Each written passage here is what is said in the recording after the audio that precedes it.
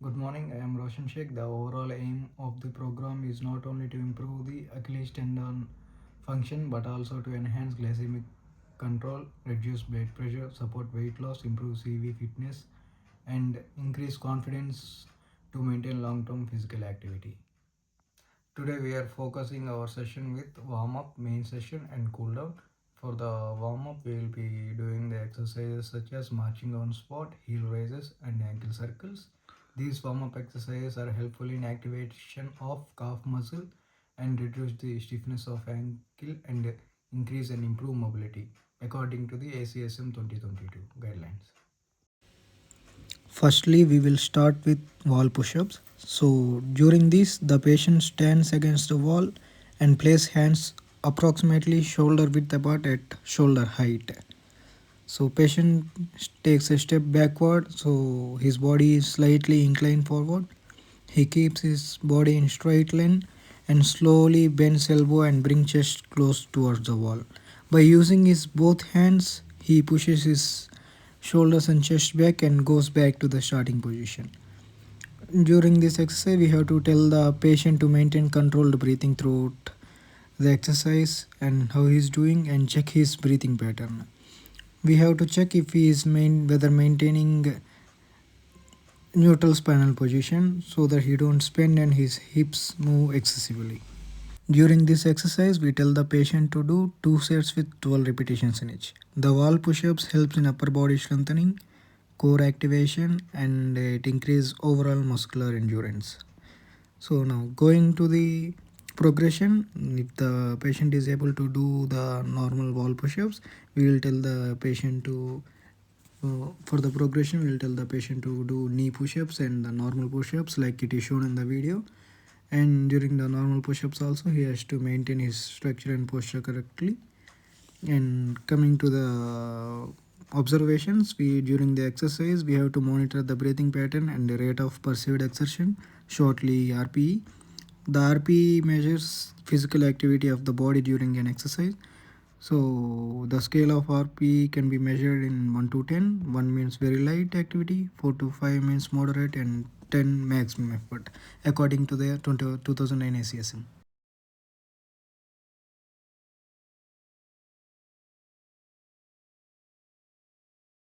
So next exercise is gluteal bridge. To begin this exercise, we tell the patient to lie on his back on the floor with knees bent and feet flat on floor. We tell the patient to position feet approximately hip width apart with heels placed comfortably in front of his knees. From this position, we tell the patient to gently engage his abdominal muscles and squeeze his glutes. Then lift hips from floor until his shoulder, hips and knees are approximately and properly aligned. At the top of the movement, we tell the patient to hold briefly for a few seconds while maintaining a controlled contraction. And we have to observe and tell the patient to avoid excessive arching of his lower back, and we tell him to slowly lower his hips back to the floor. So in this exercise the patient performs 3 sets with 7 repetitions in each and with a holding time of 10 seconds for every repetition. This is helpful in strengthening the posterior chain, improving walking mechanism, and reduce unnecessary stress and strain on the Achilles tendon. Because this exercise recruits large muscle group, it also increases energy expenditure and supports glycemic control. During the exercise, I monitor the patient's continued breathing normally, so to avoid unnecessary increase in blood pressure. For the progression, I will increase the holding time from 10 seconds to 15 and later on to 20 seconds. The exercise is done according to the reference of American Diabetes Association Professional Practice Committee 2025. The next exercise is sit to stand. To begin this exercise, we tell the patient to sit on a chair with feet in hip width and positions his feet under his knees. We tell the patient to lean his trunk slightly forward while maintaining control through lower limb. Then push his push through his feet and extend hips and knees to stand up. Then he will return back to his seat position, slowly bending his hips and knees in the controlled manner. Throughout the exercise, we tell the patient to look straight forward without breaking his without excessive movement on his head. This is a functional exercise that mimics everyday activities while strengthening major lower limb muscles such as quadriceps, gluteus muscles, and calves. So it helps in improve insulin sensitivity and contributes to weight management. So during the exercise, we can also check the RPE according to the reference of CJ Jones 1999. As you see in the video, for the progression, we will give the patient a kettlebell which will add an extra weight and it will help him strengthen him more. And for the regression part, we will give patient a support by holding his hands from standing in front of him, and it will give him enough stability and enough support to do the exercise without fear of losing his balance. Now we go to step ups as our next exercise. We start this exercise by standing in front of a stable step or platform. Then we tell the patient to place one foot fully onto the step, ensuring the entire foot is supported. From this position, the patient pushes through the foot on the step and extend the hip and knee to bring the opposite leg up onto the platform. Then he slowly lower himself back down to the starting position, controlling the movement through hip, knee, and ankle. For the step ups, we will do 2 sets with 10 repetitions in each set per leg. The step up is a functional closed chain exercise that progressively challenges lower limb strength and weight bearing capacity. This is helpful in increasing cardiovascular demand while strengthening the hips and legs. This contribute to improve blood pressure and enhance and better the glycemic control and increase calorie expenditure. During the activity, we can monitor the RPE and tag test, which helps to identify if he is comfortable to do the activities or not. So, if he is facing any problems in doing it, we can or facing any discomfort, we can provide some rest to him according to the reference of ACSM 2022. And for the progression, as you see in the video, we increase the step height and we will tell him to do the same pattern. The next exercise is heel raises. We begin this exercise by telling the patient to stand with feet approximately hip width apart. From this position, the patient slowly raises his heels by pushing through the forefoot and lifting heels from the floor. Now the patient completely stands on his toes and slowly go back to his neutral position. So during this exercise, progressive calf loading is essential following Achilles tendinopathy because tendon respond positively to gradual loading. So for this exercise, we tell the patient to do 3 sets with 12 times repetitions in each. We can program the exercise to single leg heel raises, or we can progress the exercise to single leg heel raises. The exercise activates the gastrocnemius and soleus muscles, which improves tendon stiffness and increase ankle mobility and stability. During this activity, I will monitor the pain and I will check whether the patient is feeling any mild discomfort of up to 3 by 10 on a pain scale, which is acceptable for tendon loading. And I will also observe the breathing and check if he is doing good in the RPE scale according to the Barton Sports Medicine 2013.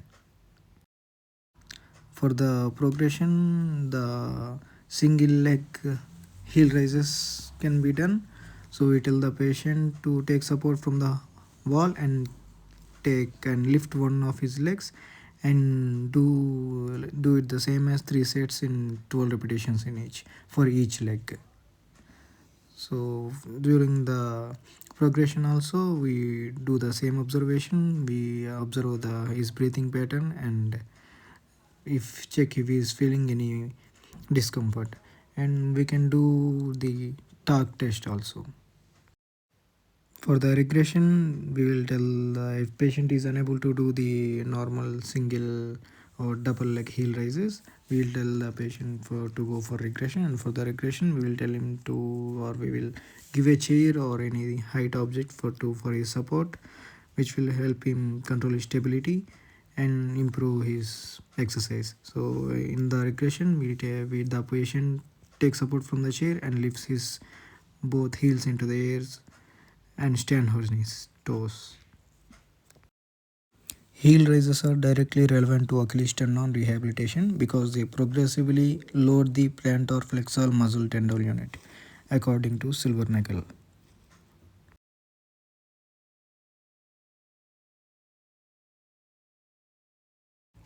The follow-up exercise is resistance band exercise. We begin this exercise by telling the patient to take a seat on a chair, on a stable chair, comfortably. We explain the resistance band and how it works to the patient, and we tie the resistance band around the forefoot or the toe, and the other end of the bands will be held in both of his hands.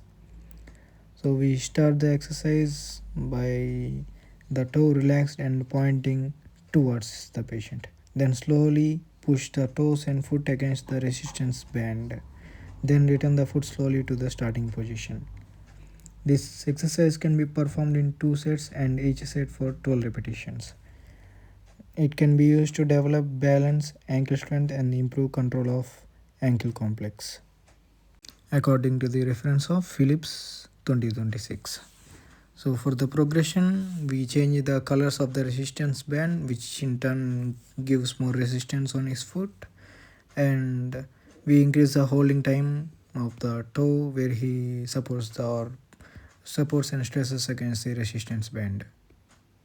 We increase the holding time from 5 seconds to 10 seconds and later on to 15 seconds. During this during this exercise, we observe his breathing pattern. Now we will tell the patient to do the brisk walking, which is a primary aerobic exercise. This should be performed 5 to 10 minutes, and this can be progressed weekly. This activity helps in lowering the blood pressure, weight loss, and cardiovascular fitness, and improves overall confidence. So this exercise is strongly recommended for a managing type 2 diabetes, hypertension, and obesity. During this exercise, we can monitor the patient and moderate intensity using both the talk test and RPE, and observing the walking pattern and any signs of excessive fatigue, to the reference of WHO 2020. The next cardiovascular exercise is static cycling. Here, before we tell the patient to start, we adjust the seat height so that his knee remains slightly bent. The patient places both his feet securely on pedals and begins cycling comfortably. We tell the patient to maintain smooth, controlled rhythm and avoid immediately using high resistance, particularly during early stage of rehabilitation. It is useful during rehabilitation because it provides a low impact method of maintaining cardiovascular fitness and lower limb movement. For the duration, we start by doing 5 to 10 minutes every day, and for the progression, we will increase the resistance for the cycling. And during the whole process of cycling, we observe his breathing pattern, and we do the RP test, and we do the talk test while talking with the patient to find any discomfort or any change in the breathing pattern.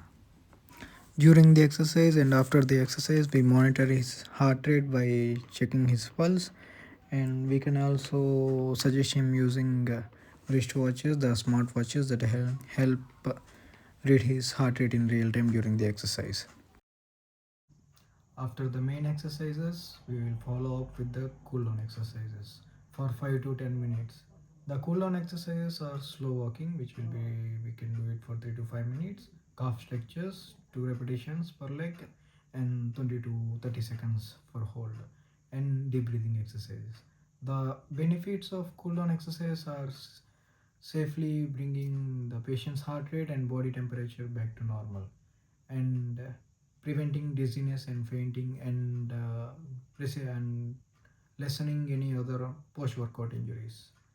So it aids in mental health recovery by lowering stress hormone and aids relaxation according to the reference of ACSM 2022. Thank you.